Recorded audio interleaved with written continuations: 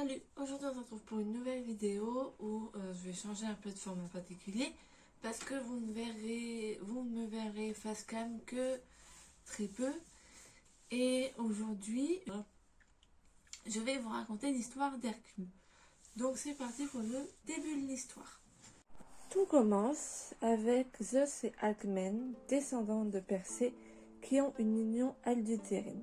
Suite à cette union adultérine, Alcmène va tomber enceinte. Lorsqu'Héra, la femme de Zeus, va apprendre l'infidélité de son mari, la fidélité dans la mythologie grecque, on connaît, elle a décidé de se venger en retardant l'accouchement d'Alcmène. Pour ce faire, elle va aller voir les Inétis, les déesses de l'enfantement et les filles de Zeus et Héra, et demander aux Moires, les trois divinités associées au cycle cosmique, aux grandes déesses de la nature et de la végétation et de la fertilité, d'aller chez Alcmène et de croiser leurs jambes, ce qui l'empêchera d'accoucher d'Héraclès. Elle fait naître avant terme Eurysthée, fils du roi Stélénos d'Argos. Ainsi, c'est Eurysthée qui reçoit la royauté de l'Argolide à la place d'Hercule.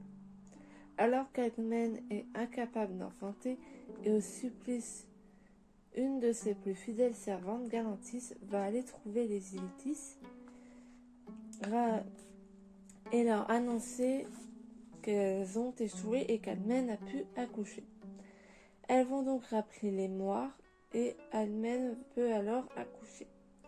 Elle va donc donner naissance à deux enfants, Hercule et Iphiclès, fils d'Amphitryon. Ils sont tous les deux jumeaux avec un jour d'intervalle. Pour son mensonge, Galantis fut puni par Héra et transformé en violette.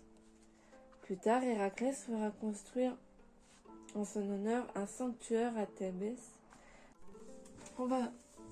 Nous allons maintenant passer à l'enfance d'Héraclès. Peu de temps après sa naissance, il va être enlevé par Hermès, fils de Zeus et Maïa, fille d'Atlas et Pléionée, puis il le place donc dans le lit d'Héra alors qu'elle est endormie, car aucun des fils de Zeus ne peut devenir immortel s'il n'a pas tété au sein de la déesse.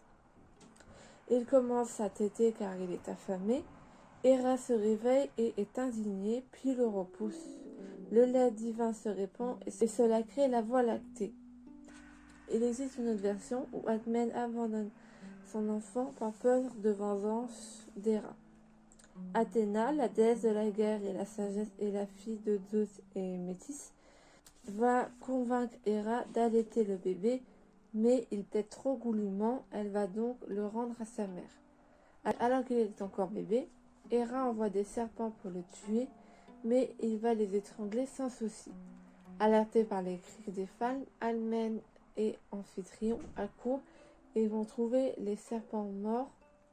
Amphitryon convoque alors le divin Tyros qui prophétise les hauts faits du héros et son apothéose. Dans une autre version, Amphitryon dépose lui-même les serpents pour découvrir lequel entre Hercule et Iphiclès est son fils et celui de Zeus. Ce récit implique qu'Amphitryon soit au courant de l'infidélité de sa femme.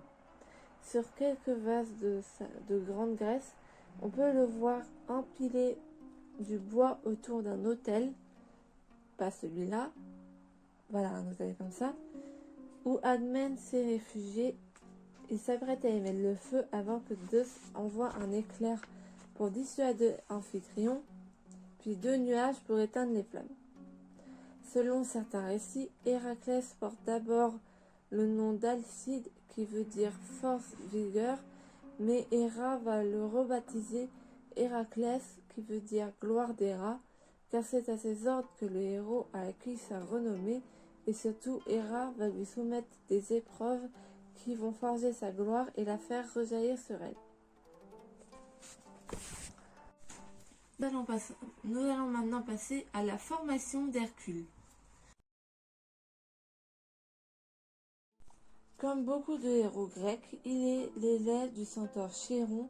Plus tardivement, on lui attribuera de nombreux maîtres.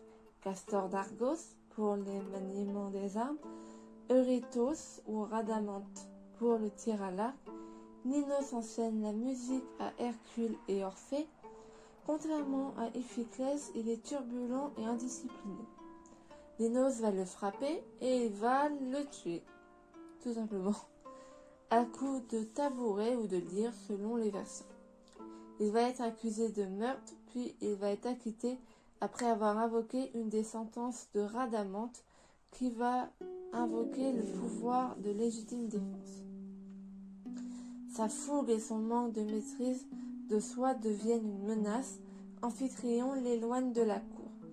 Héraclès va être envoyé surveiller les troupeaux d'Amphitryon et son éducation sera reprise par Teutoros, un bouvier scythe qui lui enseigne le tir à l'arc. Il va atteindre la taille de 4 coudées, ce qui est équivalent à 20,8 mètres. C'est énorme, on est d'accord, mais c'est très approximatif. De plus, les coudées sont d'anciennes mesures, donc voilà. Nous allons maintenant passer à son passage chez Thespios, ou Thespias. Je n'arrive pas à me relire très honnêtement. Alors pour m'être lu, je pense que c'est Thespias. Et donc à 18 ans, il est invité par le roi Thespias, souverain de Thespias. Le but du roi est de faire en sorte qu'il devienne le père de ses petits-enfants. Il va lui envoyer chaque soir l'une de ses 50 filles. Héraclès croit retrouver toujours la même jeune fille et devient ainsi le père de 50 fils, les Thespiades. Il existe 2 autres versions alternatives, une où l'exploit est accompli en seulement 5 jours et une autre où il est accompli en seulement un jour, enfin une nuit. Dans cette version, celle où il est accompli seulement une nuit, l'une des filles de Thespias refuse d'entrer dans la couche d'Héraclès. Elle sera punie en devenant prêtresse du héros et vouée à la virginité perpétuelle. Dans cette même version, les Thespiades sont au nombre de 51 et la cadette des filles de Thespias donne naissance à des jumeaux. Selon l'un des récits, la raison première de la venue à Thèbes, c'est le lion du mont Cithéron qui ravage les troupeaux d'Amphitryon et de Thespias. Il va l'abattre et le défausser, puis se couvrir la tête de sa peau, en guise de casque. À son passage chez Thespias, nous avons la guerre contre les Myliens. Tout commence lorsqu'il va trancher le nez aux émissaires d'Erginos, fils de Clyménos, qui avait été tué par les Thébiens. Il les ramènera au palais d'Erginos.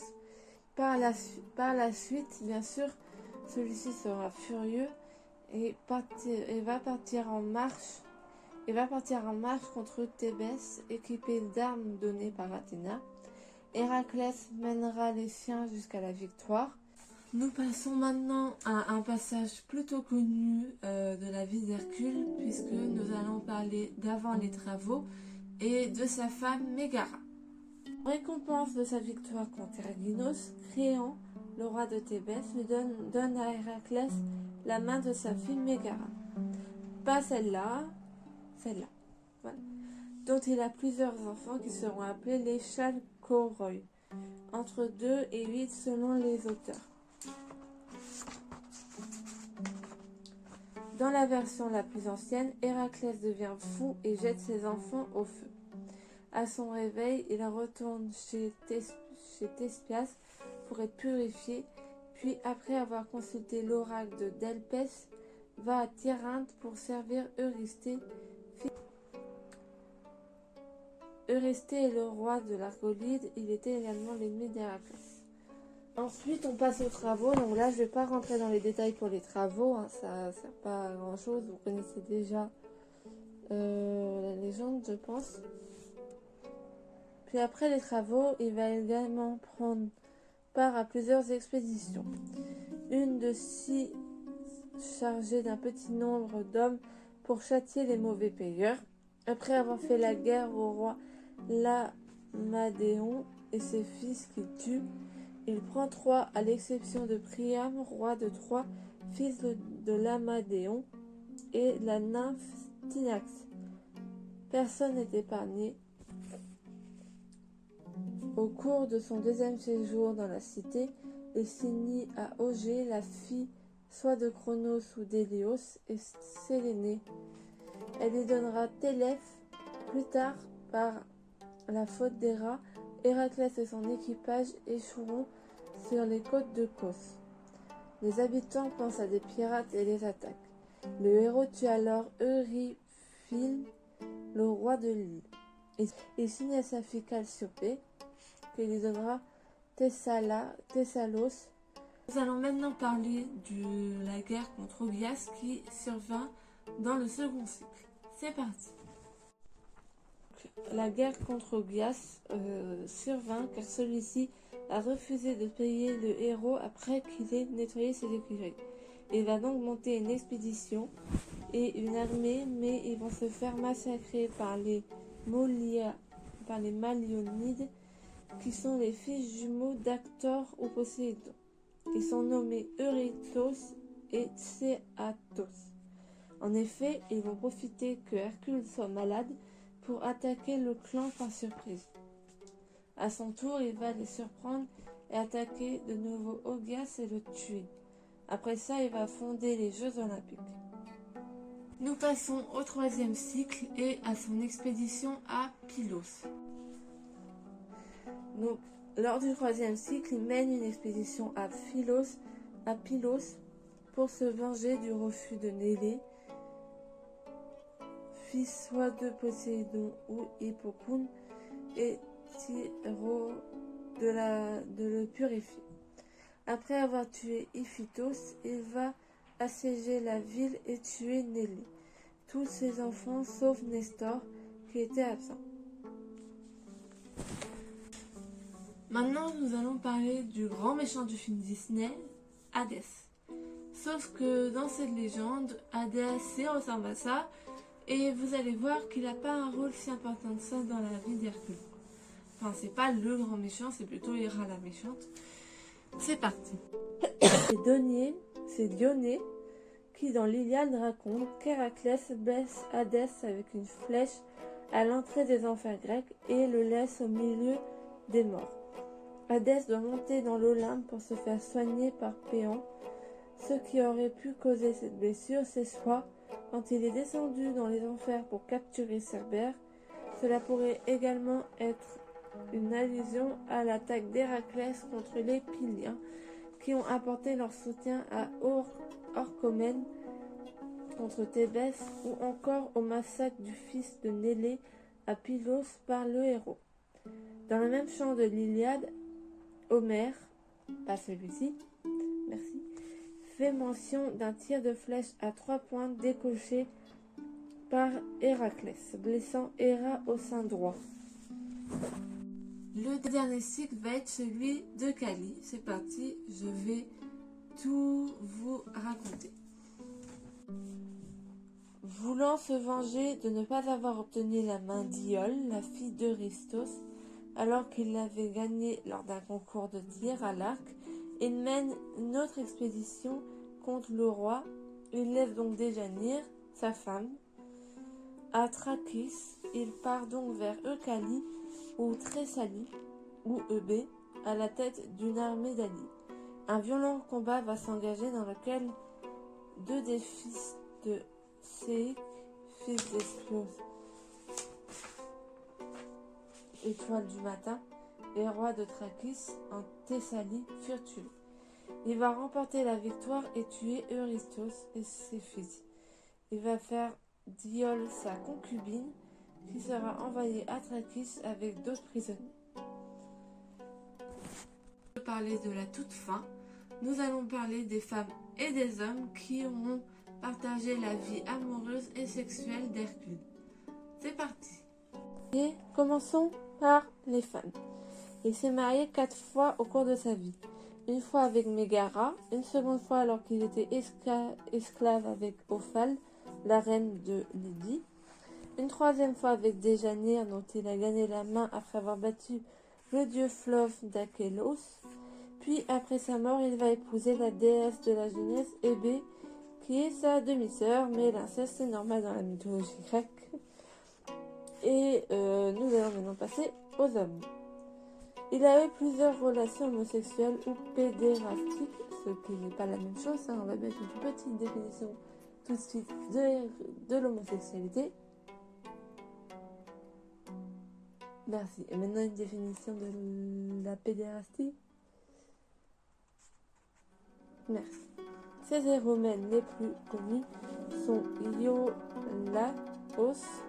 désolé j'ai du mal à prononcer, son neveu, et Ilos.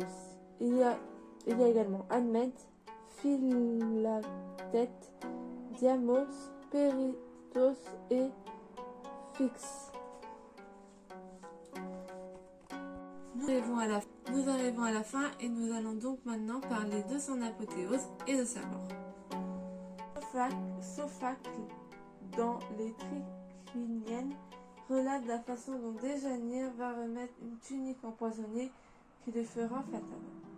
Au cours d'un voyage face au grand fleuve Événos, en proie à une crue exceptionnelle, il comprend qu'il ne va pas pouvoir le franchir en portant Déjanire. Un minotaure nommé Nessos, qui gagne son salaire en faisant franchir le fleuve aux voyageurs, offre de porter Déjanire pendant que Héraclès nagera de son côté. Il arrive, il va voir Nessos tenter d'abuser de Déjanire. Il va donc prendre une flèche qui est enduite du poison de l'hydre de l'herbe et la décocher entre les omoplates de Nessos.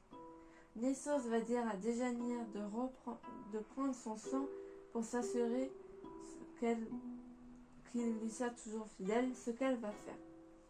Plus tard, ayant peur de le perdre suite à l'entichement d'Héraclès pour Iole, elle va lui remettre une tunique enduite du sang de Nessos qui était empoisonné avec le poison de l'hydre. Cela va donc le tuer peu à peu. Sa femme, se sentant coupable, va se suicider. La suite, je vous l'ai rapidement évoquée dans les amours. Héraclès monte à l'Olympe, devient immortel, se réconcilie avec Héra et épouse Hébé, avec qui il aura deux enfants, Alexiorès et Anicétos. Voilà, c'est tout pour l'histoire d'Héraclès et c'est aussi tout pour cette vidéo. J'espère qu'elle vous aura plu, que ce nouveau format de vidéo vous aura plu. Si c'est le cas, n'hésitez pas à faire partager votre avis dans les commentaires, à liker la vidéo. Je vous fais des bisous et je vous dis à bientôt. Salut!